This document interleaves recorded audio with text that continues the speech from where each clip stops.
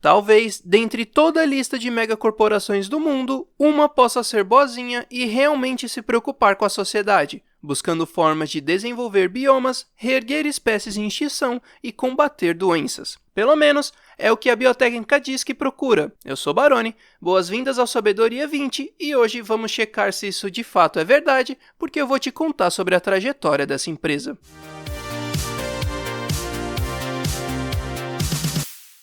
Durante a década de 1990, o mundo passava por uma crise energética, já que o combustível fóssil encontrava seu declínio. Diante desse cenário, uma pequena empresa sediada em Roma, na Itália, que possuía apenas um escritório, conseguiu desenvolver uma solução. A Biotécnica, como uma empresa de biotecnologia especializada em engenharia genética, criou, em 1991, o Triticum vulgaris megasuavis, um trigo geneticamente modificado com alto teor de açúcar. Esse trigo, quando combinado com fermento, se transforma em um álcool que queima em temperaturas mais altas do que os outros e de forma extremamente rápida. Assim, ele se tornou uma ótima alternativa para os combustíveis fósseis e foi batizado de CHOOH2, ou Chiu-Chiu. Inclusive, como ele é à base de cereal, é uma alternativa mais limpa do que a gasolina e diesel. Porém, continua sendo tóxico, apesar do cereal ser comestível e ter um excelente gosto. O trigo modificado foi patenteado pela empresa, porém, na época, a Biotécnica não conseguia cultivar ele para atender as demandas, ainda mais em uma escala global que cada vez mais necessitava do combustível,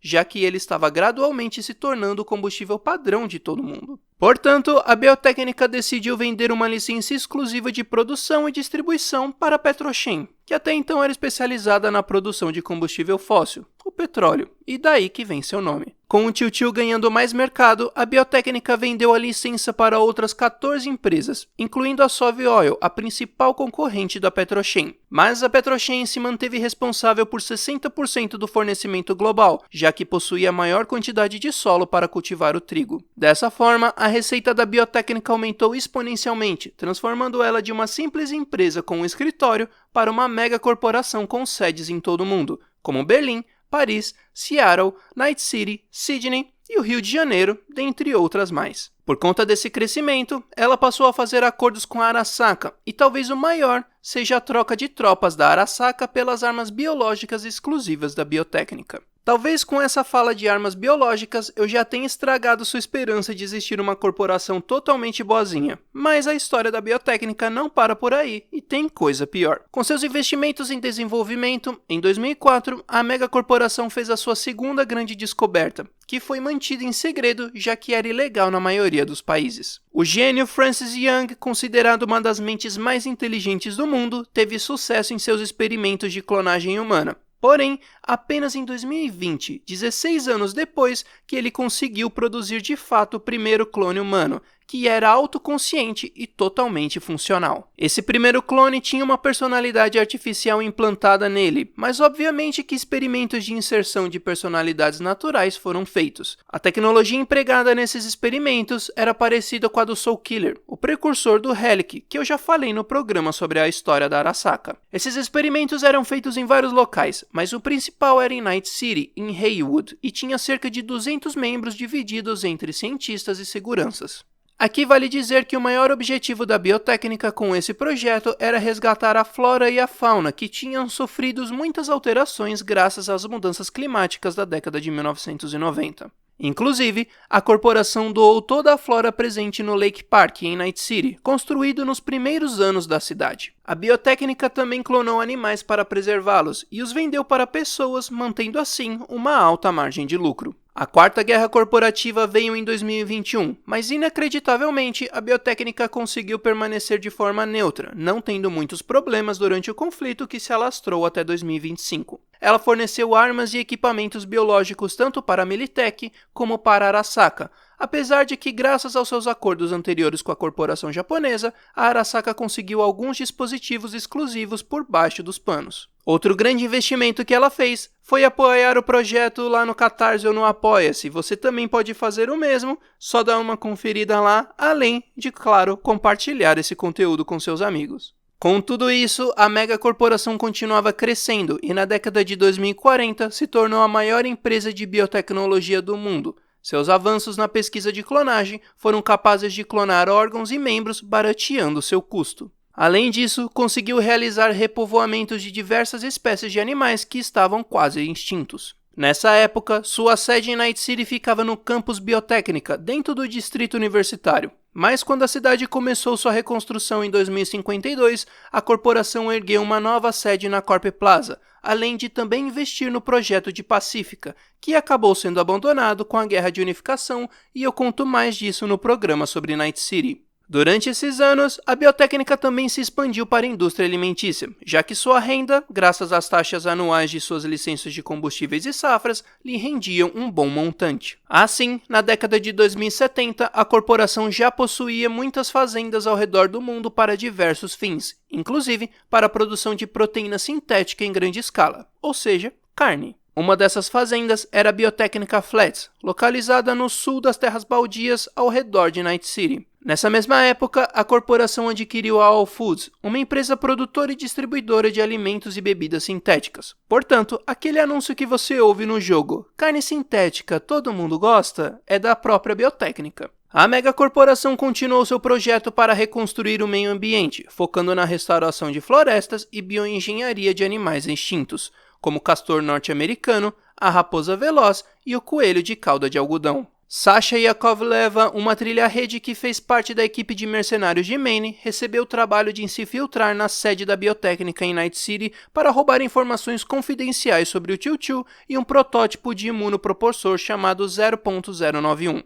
Ela e Maine realizaram todo o trabalho. Enquanto Maine se ocupava de bloquear as comunicações do prédio, Sasha invadiu as instalações para extrair as informações. No escritório, ela encontrou o que procurava e logo enviou para Maine. Durante esse processo, acabou descobrindo arquivos confidenciais que continham informações sobre o Securicy, um analgésico amplamente utilizado. Esses arquivos falavam sobre os efeitos colaterais do analgésico, que incluía neurodegeneração gradual. Porém, isso não foi divulgado, já que a Biotécnica tinha decidido que ele era extremamente lucrativo para ser retirado do mercado. Como falei, esse medicamento era de uso comum da população, e uma das pessoas que tinha utilizado foi a mãe de Sasha, que faleceu quando ela era criança, graças aos efeitos colaterais. Como agora a trilha-rede entendia o que tinha acontecido, ela decidiu vazar essas informações para a linha de denúncias da Network 54 News. Porém, seu bloqueador não durou muito e ela foi descoberta. Robôs de segurança da megacorporação foram até sua localização.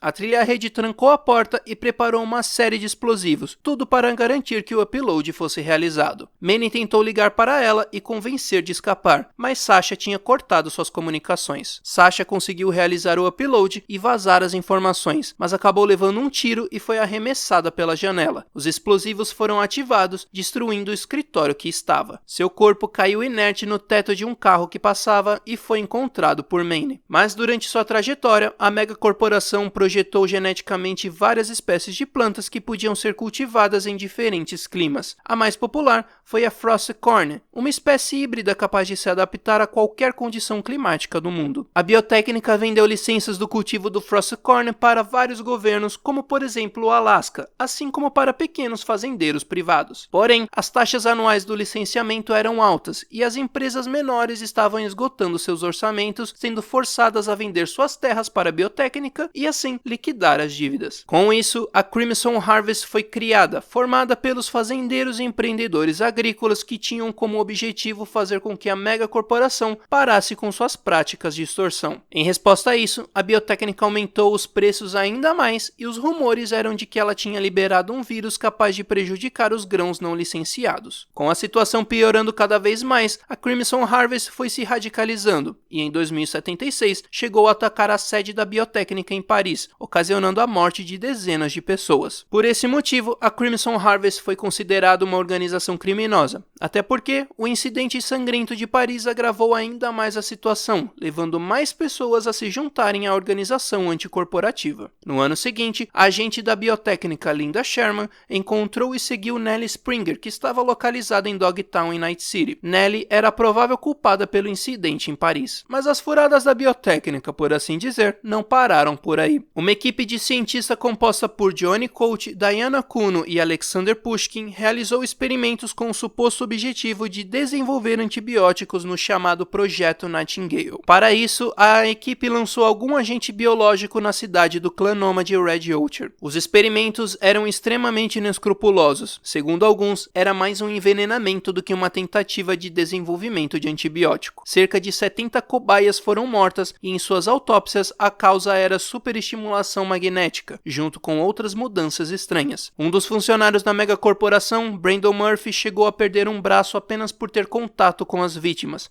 provando que até mesmo manusear os cadáveres era perigoso. Para ter noção, um dos nômades, Cedric Miller, descreveu os efeitos como um colapso dos pulmões. A dor foi tamanha que ele buscou neurobloqueadores com os rapinas, e quando eles tentaram cortá-lo em pedaços, uma cyberpsicopatia se apossou de Cedric, que matou todos ali no local. Para evitar qualquer tipo de vazamento, a Dra. Colt tentou subornar os membros do clã, além de mandar incriminar sua colega de trabalho, Emilia Morton, que quando descobriu que estava sendo um bode expiatório, ameaçou a vazarem as informações. Depois disso, ela foi morta por alguns membros da gangue dos animais que eram associados à biotécnica. Os Red Oat procuraram Dino Dinovic para matar a Dra. Colt, e esse é um serviço que você joga no jogo. O projeto estava sendo investigado pelo mídia Manuel Mendonça, que contratou uma trilha à rede, Double O, para invadir os servidores da megacorporação, e os dois foram eventualmente encontrados mortos. Outra mídia, Zolly Barnes, estava investigando Brad Norwood, um conselheiro da cidade de Night City aliado à Militech e sua conexão com o envenenamento da cidade nômade. Ela tinha concordado em falar com Manuel Mendonça e logo depois foi atropelada e morta por um trem. Sua morte foi tratada como suicídio, mas todas as evidências foram confiscadas pela Militech. Mendonça deixou algumas anotações que, juntando com esse comportamento da Militech para encobrir o vazamento, aponta que o projeto foi feito a pedido da própria Militech. Claro que as evidências do projeto vazaram de qualquer maneira, e rapidamente o alto escalão da biotécnica colocou a culpa em Diane e Kuno, chegando ao ponto de assassinarem. Apesar disso, outros grupos nômades tiveram interesse em negociar com a corporação. Saul Bright, líder dos Aldecaldos, buscava com a empresa trabalho para seu clã em troca de plantas que poderiam ser cultivadas nas terras baldias,